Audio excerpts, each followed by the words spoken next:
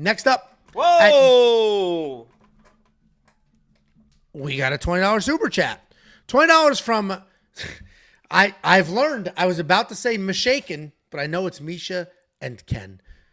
With Cowie, Torres, Costa, Brady by finish picks, and a month of Jakey's Lock of the Week, I'm up over 10 units this month. When I win, you win. Thank you for the super chat, Misha and Ken. We appreciate you. Thank you so much. Thank you. Obrigado. Next up, at UFC 314, we have Tresean Gore taking on Marco Tulio. Tresean Gore 5-2 in his young career, 3-2 in his last 5. He is on back-to-back wins. He's taking on Marco Tulio. Marco Tulio is 13-1 in his career, 5-0 in his last 5. He's riding that 9-fight win streak.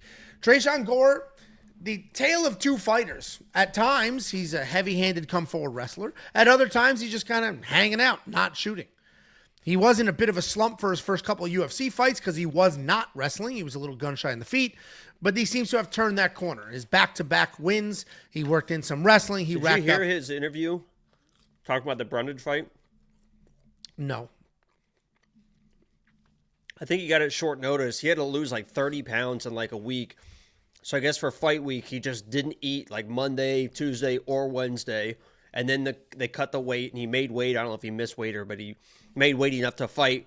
They did tests on him and immediately were like, yeah, we got to give you IVs or you might fucking die. So he got like 2 bags of IVs when you're obviously not supposed to have IVs or whatever, but he was like in such a bad strait that he had to do it.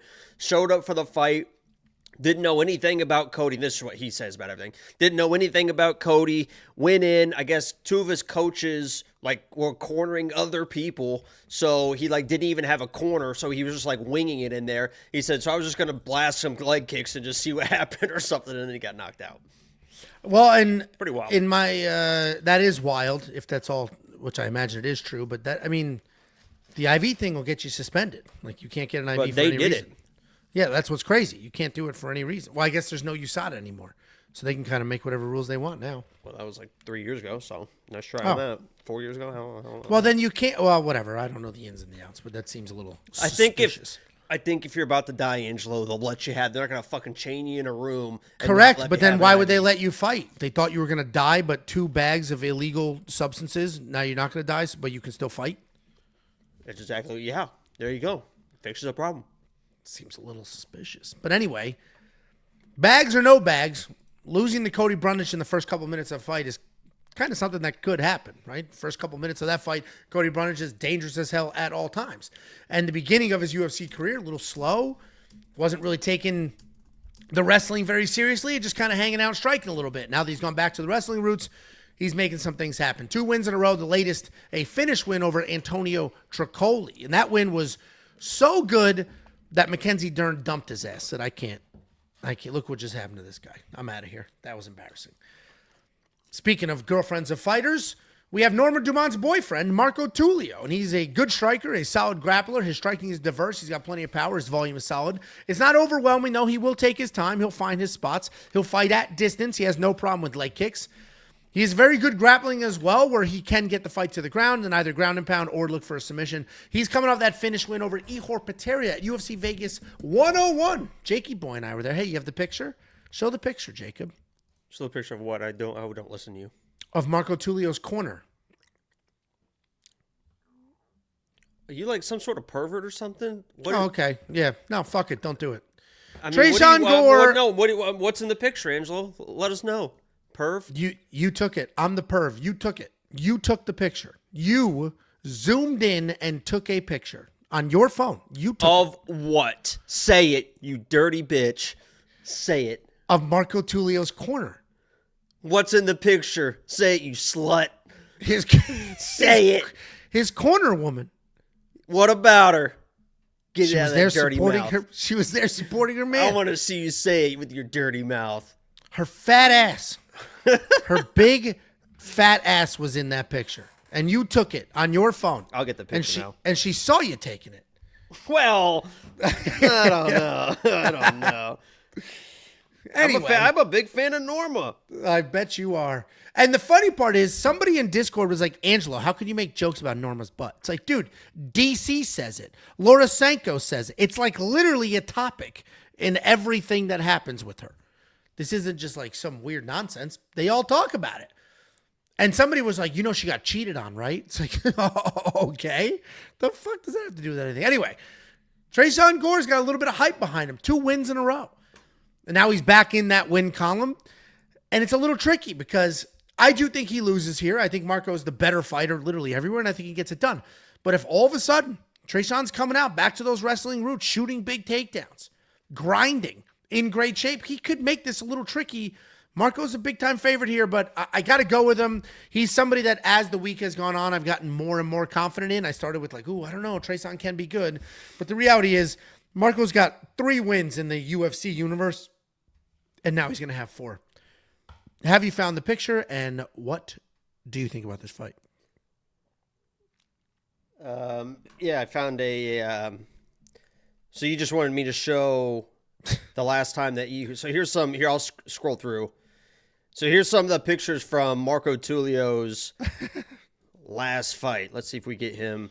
Because I was actually anti Marco Tulio in that fight. I was actually at the card, so that's what Angelo's talking about. And I liked Ihor Pretoria going into this fight because I was like, I'm not really sure if Marco... I know he's got the power and he's a finisher type guy, but I don't know if he's got the technique and the speed of Ihor. He's a hittable guy, but he's a really good, fast, technical boxer. So here is... hold on a second.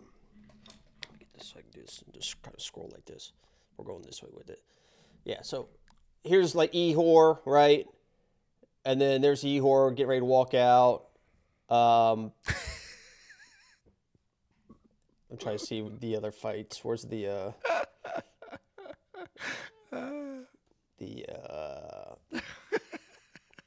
and there's so there's how the fight ended. That was Ihor on the ground. But I was a little bit of a Marco Tulio hater going to that fight. He disproved me because he showed that he's not just kind of a one and done punch thrower. He was throwing kicks. He's moving in and out.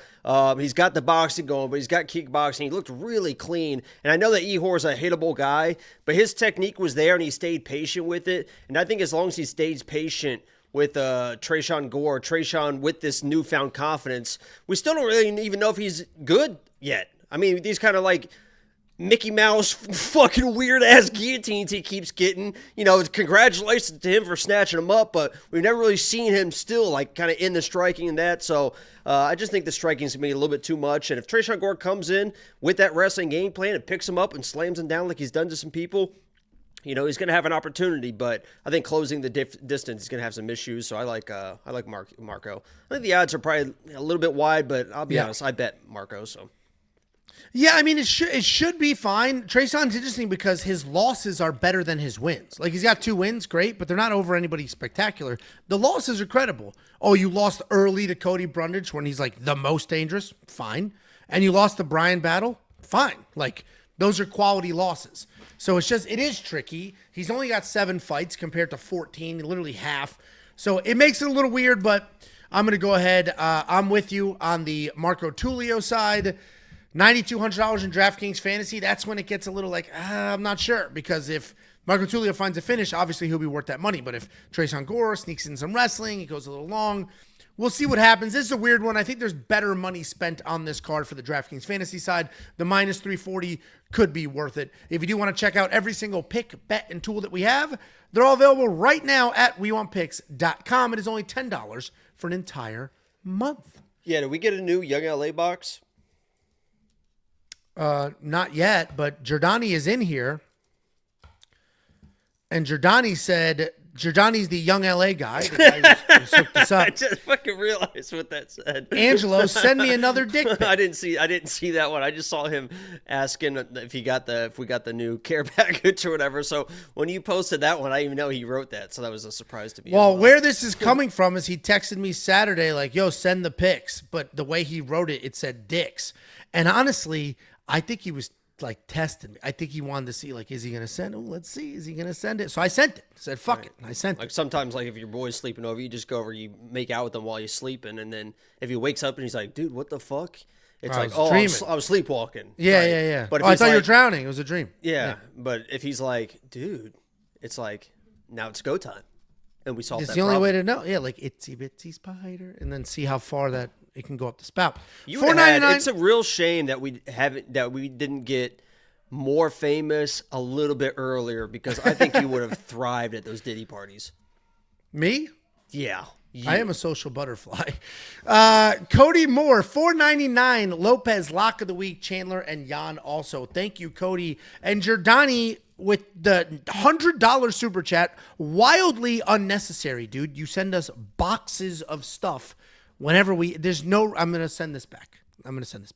You absolutely do not need to send this. We appreciate you. Everybody check out Young LA. I literally told him, and I'm not LA. even joking, that my girl fucking loves all my Young LA stuff. Every time I have it on, she's like, "Ooh, I like that shirt." What's funny is, so I'm not necessarily a fashionista. So, I'm going to leave this here, Jacob. Sorry, it's a lot. I wasn't entirely familiar Laughing at with Young LA. Okay, Jesus Christ. I wasn't entirely familiar with Young LA. And then Giordani sends a message, "Hey, love the show. We want you guys for a while. I work at Young LA. I do this, I do that." I don't want to like fully dox them. Let me send you some stuff. I said, great. We got the stuff. There's already like 3 or 4 comments like, "Jacob ain't got a girl. Jacob's fake girlfriend." She goes to another school. Oh yeah, well, Friday I think she's gonna be with her parents. Are gonna come pick me up. We're gonna go get pizza, so then you can see her then. So then you and I opened the Young LA stuff on that vlog. I forget which one it was. And we both were like, yo, this is nice shit. Like, this is good stuff. And then I wore something to work. I forget what I wore. One of the Young LA things. And a dude at work, and this is in New York, and the dude at work was like, whoa, is that Young LA? I was like, yeah. He's like, dude, that's nice. And I was like, you know what this is? He was a homosexual as well. He is. He actually is. So I trust. I bet he is. I trust his fashion. I bet he is. Angelo goes on these trips to New York to meet up with his buddy. That he just said, "I trust him." I bet you do. You trust him with a lot of. Yeah, that is a very big trust game that you guys play often. He's my favorite. He's my favorite friend at work. I'll tell you that. And no sarcastic, no weirdness. Dude's great. Anyway, thank you, Giordani. Wildly unnecessary. I do have a Young LA package right here, but I bought this. Okay. Gucci Gill, $4.99. Shout out to the locksmith, dude. He is pushing this nickname. Did you see his tweet? I saw a tweet. Yeah. So this is Gill, obviously, Gucci Gill. He is pushing this locksmith name. And it's if he didn't already have the salamander, locksmith is clever because he's picking locks.